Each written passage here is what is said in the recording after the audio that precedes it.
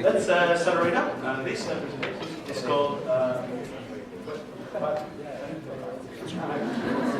the other. Make a printer. How to learn to stop boring and love abstraction. Now you're like, printer? Abstraction? What? Great. Who am I am Fotis, one of the immediate members of the session. I'm a human from the planet TRØ17. Call this session apparently. I'm a BSc Computer Science graduate and MSc Informatics student. Currently studying natural language processing, which is the idea that, of how to decompose how people work with language and see how you might work about making computers understand human language and work with it. I also quite like formal languages. Formal languages are like, could be the logic languages, could be programming languages in many ways. You could be surprised how similar these two languages are. And in fact, much of my talk is motivated by thinking about languages. And I like languages in general. Right, so let's go straight on what this talk is about. I will be presenting the concept of abstraction. There is a definition in that very next slide. And I will do so with the example of making a printer, because why not? In many ways, it's a very technical approach to introducing abstraction. You might have seen abstraction in other domains, such as art, for example. It's very interesting, right? That such a theme is very common in both computer science and art. However, I don't know much about art. Okay, so I'll be talking about in the domain of computer science. And just to get on with it, abstraction is the act of forgetting details in order to build more complex things and systems. I think it's a very simple term and very elegant in some ways. Moving on, there's two ways of looking at systems. One is top-down and the other one is bottom-up. And when you look at a system top-down, you see the end product and then you start to decompose it into ever smaller and smaller pieces until you reach some kind of, basis. In the bottom-up approach, you kind of start from first principles and then you build up, you build up, you build up until you get to a point where you're happy and you can work with what you've got. In this presentation, we'll be doing a mix of both. First, I'll show you top-down what we're doing, because at this point you're probably wondering, and then we'll go bottom-up from first principles to how you get there.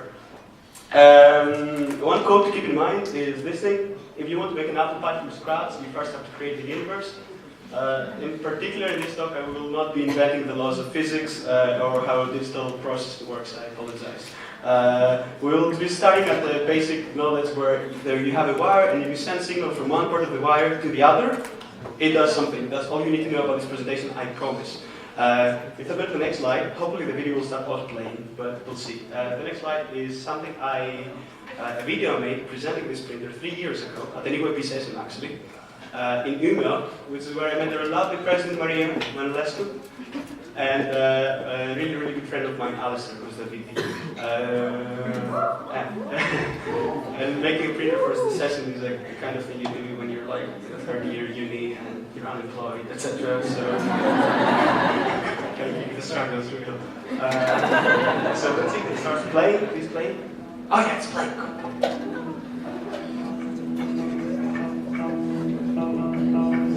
What is it called?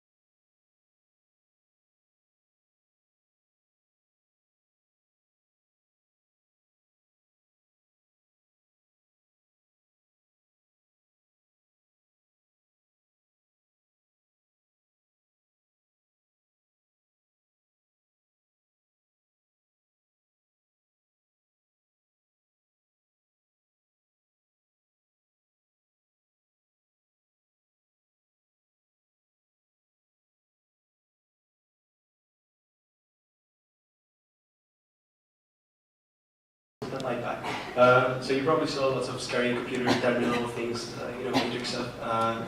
Don't worry. We're at the part where we're talking about how the printer works, but I will circle back to abstraction by the end. So what is fundamentally a thermal printer? You've probably seen this if you've ever had a receipt at the restaurant. It doesn't use ink. It's actually a specially coated paper that if you apply certain heat at a point, it just is a black spot right there. And you do this with a very, very thin kind of line of resistors that apply heat with accuracy, essentially. And then you can just feed the printer through and through and look through that thing and you get printouts. Simple. It looks something like this, just the printer component itself. You can see very, very simple interface. It's got some electronics inside of it, but fundamentally there's this series of wires, and that's how we communicate with it. If you feed electricity through these wires in a certain kind of way, you can print stuff. And let's look at it in another way. This is called a system diagram. This is called a system diagram. The box in the bottom, which was supposed to be one thing, is the system in question of the current layer. The thing in red is the interface. Now we have a very physical interface, right? There's a thing, a box that has some kind of wiring in it, and we feed some wires into it, and we do stuff with it. How do we know what exactly to do? Well, I know nothing about electronics. I barely knew enough things to put this thing together without burning my apartment down.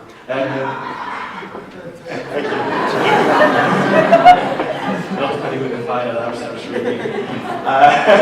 But yeah, there's like a 70-page manual that you could go through and very painstakingly tells you about encodings and signals, etc. I don't know about that. Some kind of strange person on the internet actually went through that, read the manual, they made a driver, and they made it available openly on the internet for anybody to use. You've all seen probably drivers on your PCs, so the way we can use this kind of thing, somebody essentially wrote a computer program, a software now, that translates from something very simple to exactly the series of signals that this works. And this is our first abstraction here, right? We don't need to think about signals anymore. We can just say, in a very simple language, that how to print. And we only care about two things fundamentally. Heat xs, which means heat this point for s seconds, or rotate, feed the paper essentially through the printer one step up. And that's all we need to print. So, thanks to this kind of stranger on the internet, we don't need to know anything about electronics or about how the printer works, which is quite good. From the printer's perspective, you can see that it is telling to us, hey, I can hit point x for s seconds, and I can rotate the paper for the next line. I cannot do anything else, sorry, but if you tell me to do one of these things, you can be damn sure I'm going to do them correctly. And that's very, very powerful. How we communicate with this is with a small computer. Essentially, it's the brains of the bed. You can see the wires going from there off the printer. And now you can actually, in a diagram, you can see this. We have a physical interface, a cable. And then we've done something really powerful. We've surpassed the physical boundary. We're into software. And thankfully, software is really nice. It's really easy to adapt to these languages, to speak to components the way they want to be talked to. And again, you can see the interface parts. The two interfaces that are provided now is heat xs and rotate. So we don't need to care about the electronics anymore. So why don't we simplify this a bit? That's much better. So you don't need to know there's any electronics involved right now. You can just say that, hey, I can print a point on the line, and I can print, fit to the next line.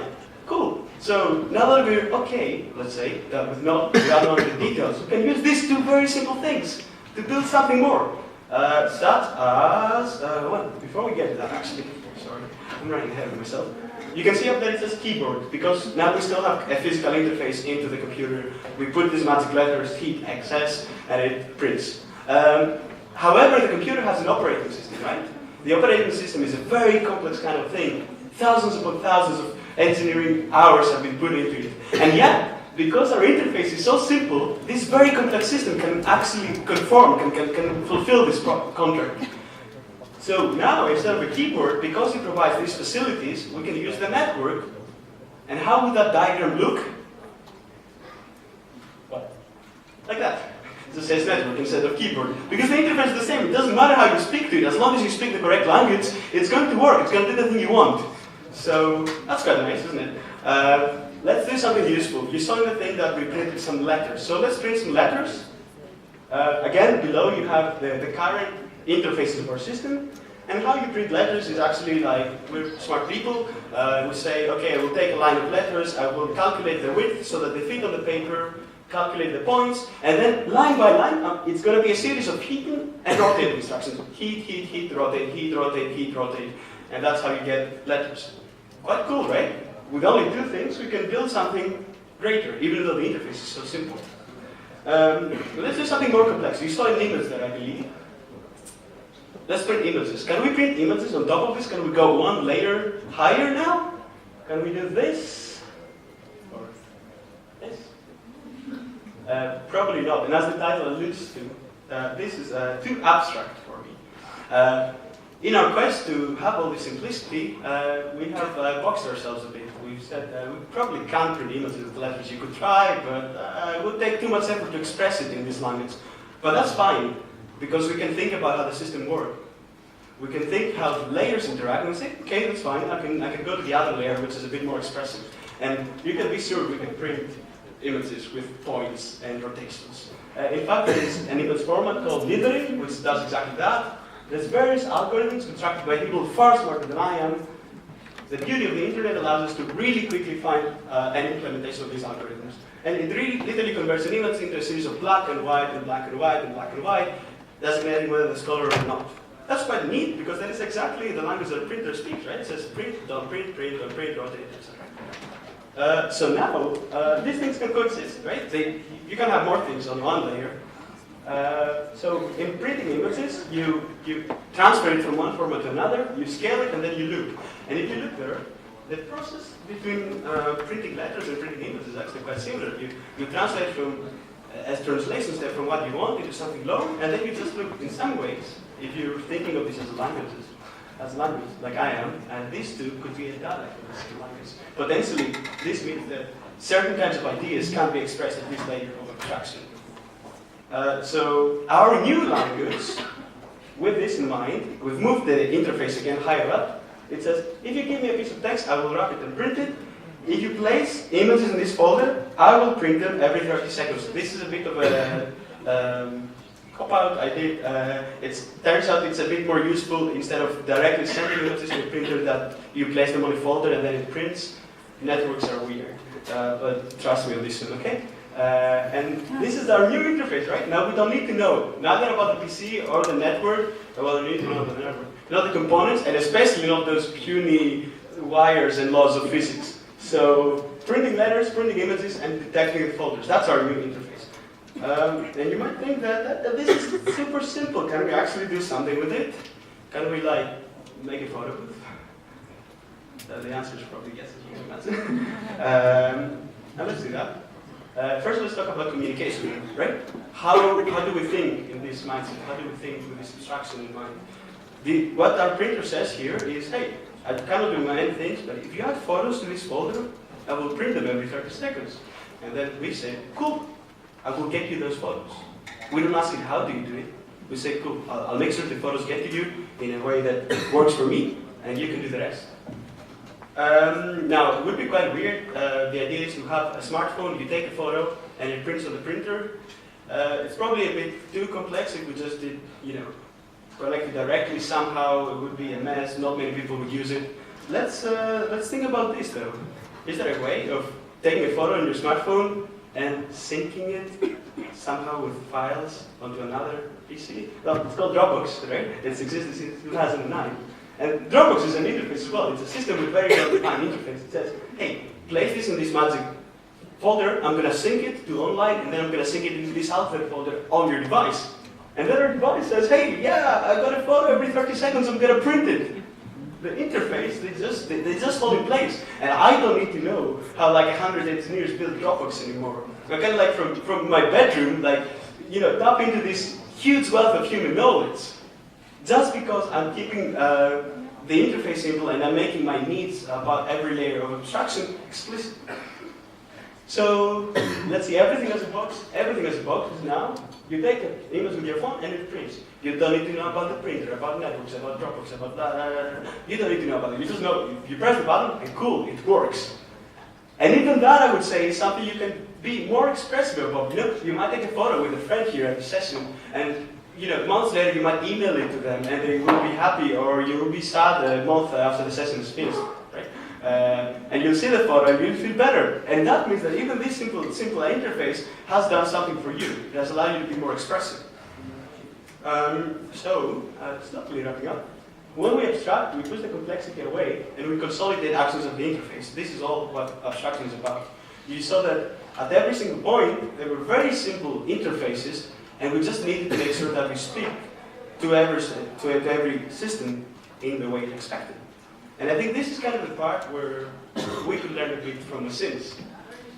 To say that if we stop obsessing about the details of how somebody's going to do the thing we ask them to, if we instead put all this energy into communicating with each other, into expressing our needs, and making sure that we speak to people in the way they expect us to, we can make something greater than ourselves. And that is very powerful. Thank you very much.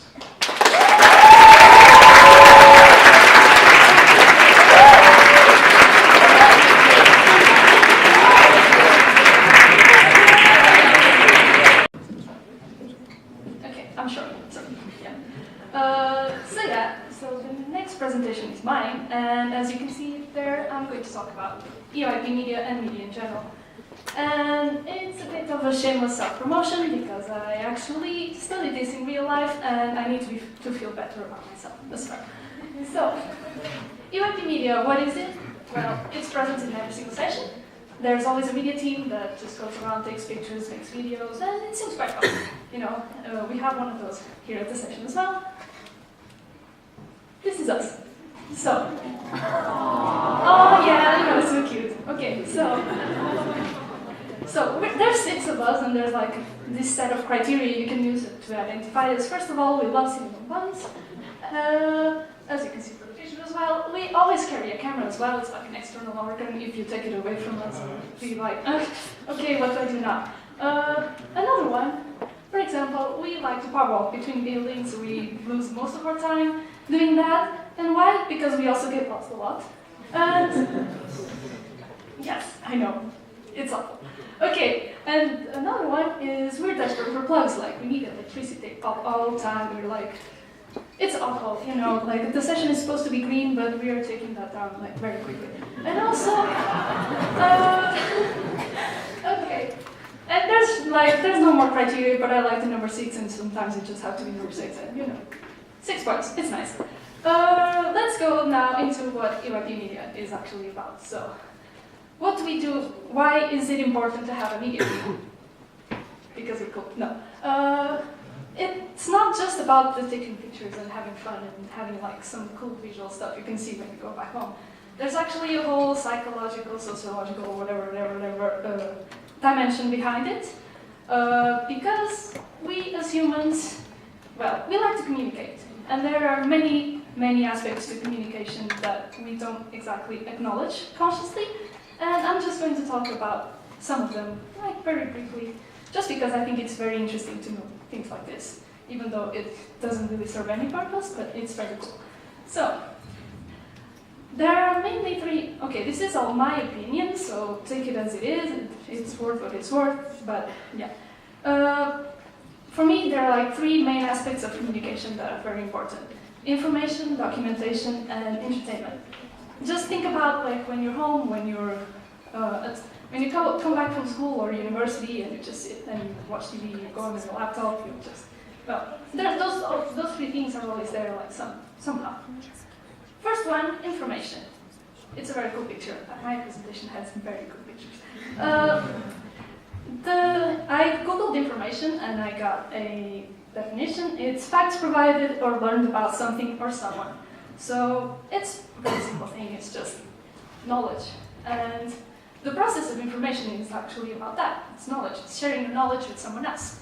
Something very straightforward, from one person to the other, from one person to 300, like right now.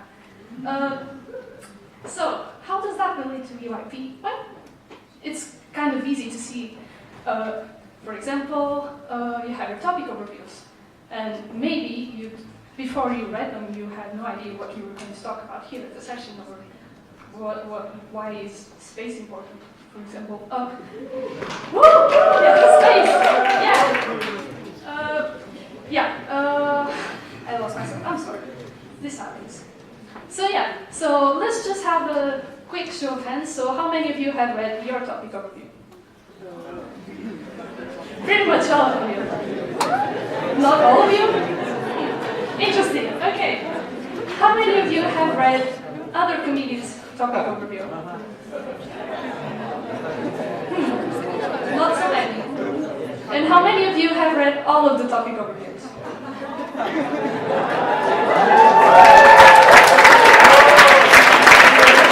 We'll start to continue yourself around the applause. Okay.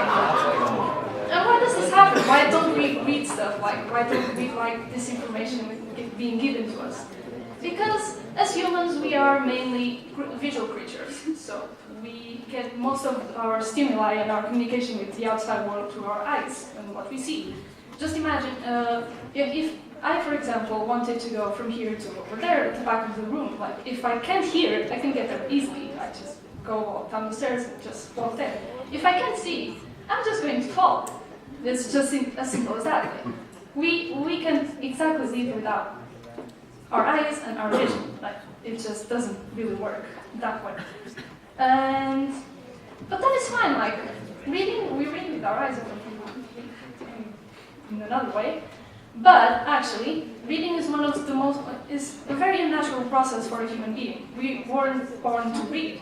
We have to learn and we have to practice. And some people can't even learn how to read because it's something that it doesn't grow up with us. So, okay, just a quick question. When you're doing an essay or some project for your university or school, whatever, how do you make it better? How do you make your reports better? Okay, add pictures. Yeah, exactly. You add a visual representation of the topic. You don't really like it, when you have like lots of words, like very long documents.